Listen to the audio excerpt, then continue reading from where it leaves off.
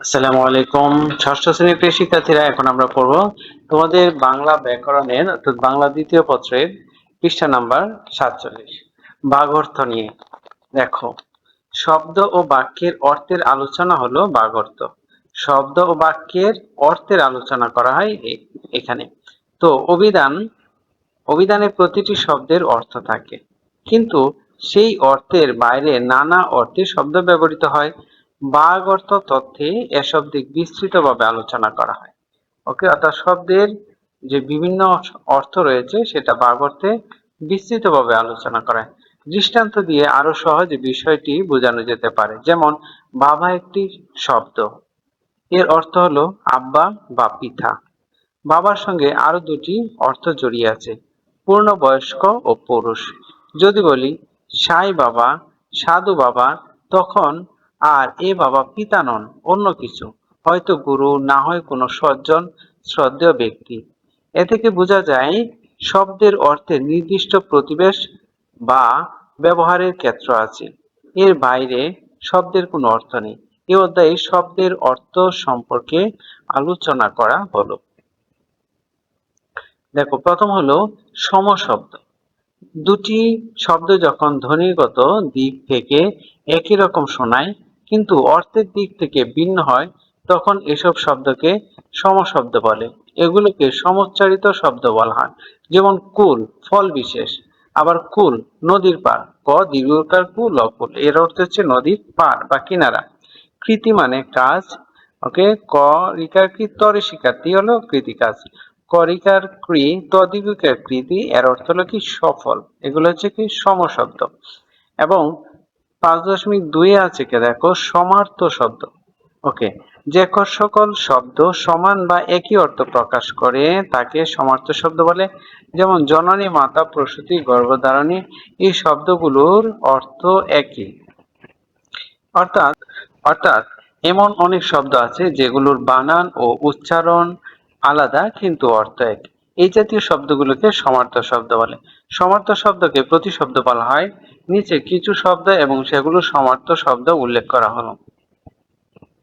কপাল, কপালের অর্থ হচ্ছে কি ভালো বা ললাট।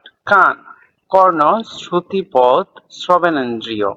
গলা, কণ্ঠ, গলদেশ, গ্রীবা। গাল, কপোল, গণ্ডদেশ। চুল, অলক, কুন্তল, কেশ। তারপরে আছে 6 নম্বরে, দেখো চোখ মানে অক্ষি, আঁখি, নয়ন, নেত্র, লোচন। নাক, ঘ্রাণেন্দ্রিয়, নাসা, নাসিকা। পা, চরণ, পদ, পাদ। পেট, উদর, জঠর। বুক, উদর, বক্ষ, সিনা। মাথা, উত্তমাঙ্গ, মস্তক, মুন্ড, শির। ওকে, প্রিয় শিক্ষার্থীরা, এখন আমরা পড়বো 48 পৃষ্ঠায়। দেখো, এর বাকি অংশ হচ্ছে কি মুখ। মুখের সমার্থক শব্দ হলো আনন, বদন। হাতের সমার্থক শব্দ হলো কর, পানি, বাহু, ভুজ, হস্ত।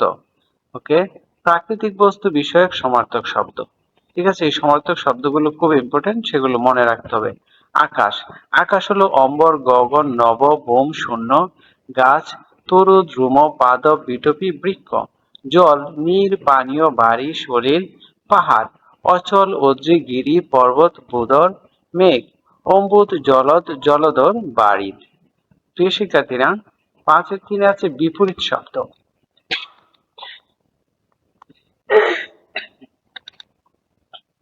বিপরীতার্থক শব্দ, যখন কোনো শব্দ আরেকটি শব্দের বিপরীত অর্থ প্রকাশ করে তখন শব্দ দুটিকে একে অন্যের বিপরীতার্থক শব্দ বলে। ভাষায় অনেক শব্দ আছে, যেমন কম বেশি, অল্প অধিক। কিছু শব্দ বিভিন্ন ভাষিক উপাদান দিয়ে তৈরি হয়েছে, এগুলোর বিপরীতার্থক শব্দ সেভাবেই গঠিত হয়েছে। যেমন আস্তিক, নাস্তিক, পাপী, নিষ্পাপ, আমদানি রপ্তানি ইত্যাদি। নিচে আরো কিছু উদাহরণ দেওয়া হলো। ওকে, মূল শব্দ হচ্ছে অতীত, বিপরীত শব্দ হলো বর্তমান। আকাশ, পাতাল, আনন্দ, নিরানন্দ, আলো, আধার, আসল, নকল, উন্নতি, অবনতি। ওকে, পরে আছে কি উপকার, অপকার, কাঁচা, পাকা, গ্রহণ, বর্জন, জয়, পরাজয়, নরম, কঠিন, পাপ, পুণ্য। ওকে, আরো আছে, দেখো বড়র বিপরীত হলো ছোট, ভালো, মন্দ। রাতের বিপরীত দিন, শত্রুর বিপরীত মিত্র, সকালের বিপরীত বিকাল, সতের বিপরীত অসৎ, সুখের বিপরীত হচ্ছে দুঃখ। কুৎসিতের বিপরীত হচ্ছে সুন্দর। ধ্বংসের বিপরীত সৃষ্টি, স্বাধীনের বিপরীত পরাধীন, জিত হলো হার, হাসির বিপরীত হচ্ছে কান্না।